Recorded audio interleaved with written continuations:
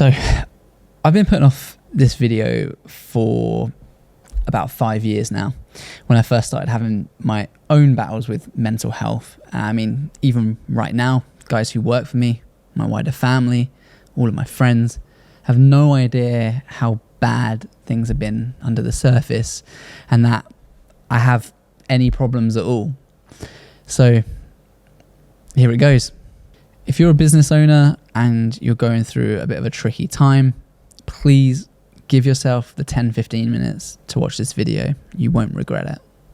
Growing a business is hard. It has its toll on your fun, your freedom, your family life, your finances, and that can be the start of a downward spiral of mental health challenges. At least that's what it was for me. Over the years, I've added various coping tools and things to improve my mental health, but it's about understanding that it is a journey, and just like a business, it's ongoing. You have good months, bad months. I mean, for me, it could be good mood 1 second and then shaking and cold from anxiety the next. So what I wanted to do was get out of that comfort zone and see if I could even just help one of you feel not alone. Feel like we are all in this game of life together, and tell you that things will get better. And in a moment, I'm gonna give you all some of the tools that have helped me over this time and that I still use. But I wanted to address why now? Why after 5 years have I decided to make this video? So BetterHelp is a company who I use for therapy, and they got in touch about 2 weeks ago and asked if we could do a paid partnership. At first, I was really unsure because ultimately it meant putting out a video like this, and to be honest, that's been a really tough and scary thought. I mean, recording it now feels like I'm on my own with everyone watching and judging and pointing at me, but isn't that the problem? We all go through tough times, and normalizing the conversation, I've always believed, is the first step, but I just couldn't really bring myself to do it. So I felt like it was the push I needed to tell you that you're not alone and try and take this thing and make it positive, I guess. So this video is a paid partnership with BetterHelp, and I want to tell you why I use them as my first coping tool. So BetterHelp's mission is to make therapy accessible, and that's important because finding the right therapist can be hard, and often that's the first challenge as well. And it's important that you find the right one that fits in with you. Now, they've got a platform that makes finding a therapist easy and straightforward because it's online, it's remote, and by filling out a few questions, they can then match you to a credited therapist in as little as a few days. I think personally for me, it literally took like moments from filling out this form, and it was like a weight had been lifted. I feel like that's so generic, but like it felt refreshing, where I was gone from scared and worried 1 second to feeling like I'm on that journey. Once I got matched to a therapist, I could then message them and tell them how I was feeling. I can book a phone call or a video call. I actually prefer to use the video call myself, and that's what I currently do. So once a week, I meet up with my therapist online. And by the way, even when I had a good week, it's still been useful to talk to someone, and it can be about anything as well. You know, I talk about business as much as I talk about family life, as much as talk about the good and the bad. And yes, it does include positive things too. You don't have to just have therapy for, just bad stuff as well. I think that's really keen. Like, no one would look bad on you. And my therapist literally told me this today. No one would judge you if you said, I'm going to go to the gym to get fitter. No one would think there was anything wrong with you. And we need to shift that stigma from therapy as well. It's there as a tool to grow. For me, it's about talking to someone without passing on that burden. Like, I can talk to my wife, my family, and my friends, but personally, it always felt like to me that I was bringing them down, whereas I can talk to the therapist knowing that they're qualified to take on that burden and help me, and it's a very different feeling that feels great. So these guys at BetterHelp have also given me a link, and I'll add it to the description. It's betterhelp.com/Ross Welch. By clicking that link, it does help support this channel, but it also gets you 10% off your first month of BetterHelp so that you can connect with a therapist and see if it helps you.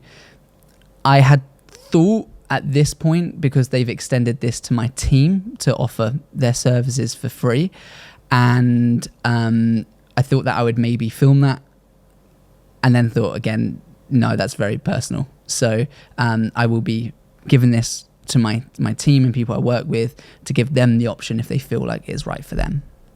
And by the way, if you don't really fit in with a therapist that you find through the app, which can be a common thing, then you can easily switch to a different one. You can, I think, literally press the next button. So if, like me, you've been struggling, then please consider taking a look at online therapy. And thank you again to BetterHelp for supporting this channel and giving me the push that I needed.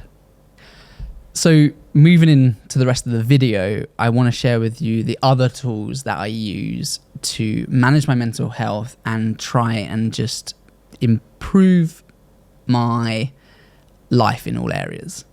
So the next tip is, I don't know about any of you guys, I'm sure there's many people like this out there. I get overwhelmed really easily, and business, of course, at times can be really overwhelming, from having loads of emails in your inbox to not delivering projects on time to financial challenges or whatever it is. You've probably all experienced that, right, at some point. And one of the things that I think that adds to that for me is actually having targets. Now, targets are important in business, without a doubt, but making sure they're realistic. When they're not realistic, they're the things that really add on that extra pressure. And I now use effectively goal steps. And I'll liken this to back when I was skiing. Although you wanted to do the biggest trick, you had to break it down into smaller things and think logically about it. So if you wanted to do a 1080, you first of all have to learn a 180, and then a 360, and a 540, 720, so on and so forth until you get there. And the same with business goals as well. And breaking those goals down into more manageable bite-sized chunks. This is my goal for the year, but then what's my goal for this month or this week? And positivity can come into that too. Ask yourself the question, how am I going to make today the best day of my week? And just focus on one of those things, because sometimes when you focus on those goals, you can have bad day after bad day after bad day, and then it's building up to this kind of goal that maybe you will or won't make. And actually just bringing in some of that into your day-to-day, just thinking, okay, I've got a lot going on. What would I be happy with? And this is where my therapist taught me about a 70% rule. And in essence, what a 70% rule is this thing that you're doing at least 70% good? Because personally, and I think a lot of creatives are, we're perfectionists. We notice the details. And I found myself wakeboarding the other day, and I was going around the lake, and I was just like, oh, I'm not really doing anything new, And I was like, but am I 70% happy? Rather than just sitting at home, like, am I at least 70% happy? And the answer was yes. And instantly it felt just lifted my mood. Now, there's loads of studies and research on this, and someone who just focuses on doing one thing really well, and they actually did this with photographers, by the way. They took 2 classes over a summer break. They told one of them to take as many photos as possible. They told the others to just focus on taking one photo that was the best photo they possibly could. They entered them into a unanimous competition or anonymous competition, and the best images came from the ones that did the quantity. If we're always striving for 100%, I'm not saying you shouldn't, but what I'm saying is manage that expectation. Sometimes good is good enough, and that's something that does help me feel a little bit less overwhelmed. Can I at least do this and just take one task as it comes?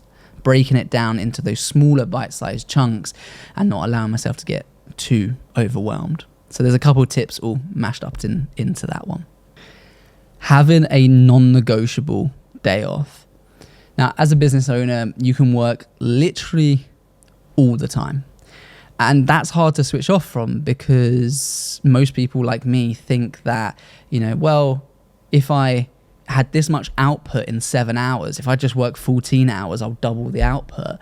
And that's not how it works. And although I'm not saying refine yourself to a 9 to 5, because that's maybe what you want to get away from, it's just understanding when you can switch off. And one of the biggest things that I did, and it was one of the hardest things I did, was put a non-negotiable day off.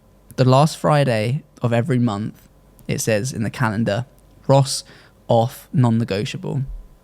And I put this in there because I wanted to have some of that time back. I wanted a space where I could maybe get a massage in the morning, or maybe I could just chill and relax, and I just had that freedom again, which is why I started the business in the first place, and I'm sure you did too.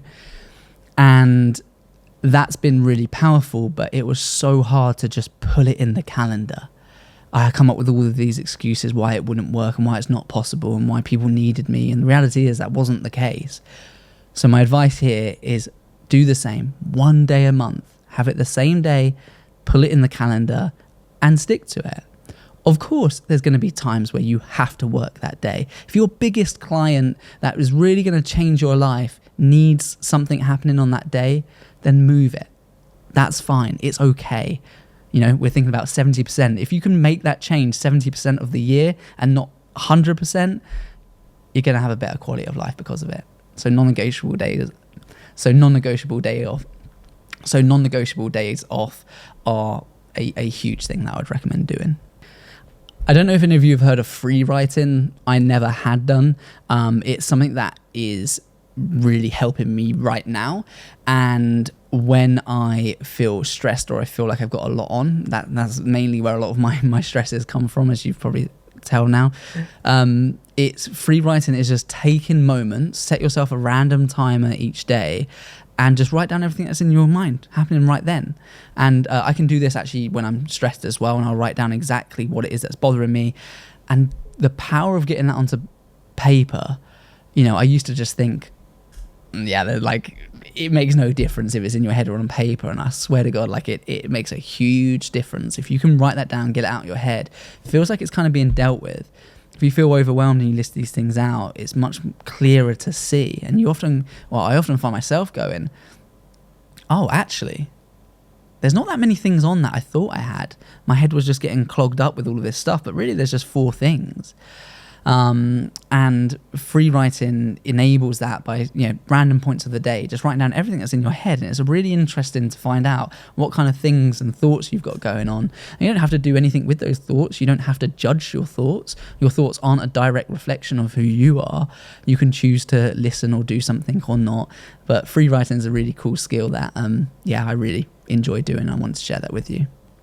I used to find myself being sucked into the social media spiral, and that's hard doing things like this, because I want to be active on Instagram and on here and everything else. And it's, are you a creator or a consumer? And found myself being distracted quite a lot as well, and spend hours and then basically being pulled into that, social media spiral. And now I use the apps, but when I want to, and I use them consciously, and that's because I use an app called Minimalist. Minimalist basically takes your phone It takes away all of the stuff designed to track you in. So it turns your phone into, okay, yes, it doesn't look particularly nice, it's just text based, but then you're actually purposefully opening these apps, and that's made a huge difference to me. Now, it also gives you a timer when you click on one of the apps. So if I want to go onto YouTube, for instance, I click on YouTube and it says, how long do you want to be in this app for? 1, 10 or 15 minutes. And you click on it and then it reminds you in that time. And I tell you what, it's scary how quick 15 minutes goes when you're inside one of those social media apps. So great for productivity, also really good for managing your mental health. Finally, I just wanted to end the video with a discovery I had last week with my own therapist. Sometimes stopping something that you've started can be wisdom and not just you giving up. And I'm going to just leave you with that to work out what that means to you. But I found that really powerful. So that's it. What do you think? The video I've been scared to do for so long. I'd love to hear what you thought. And I hope you appreciate it. And I hope it's helped just one of you.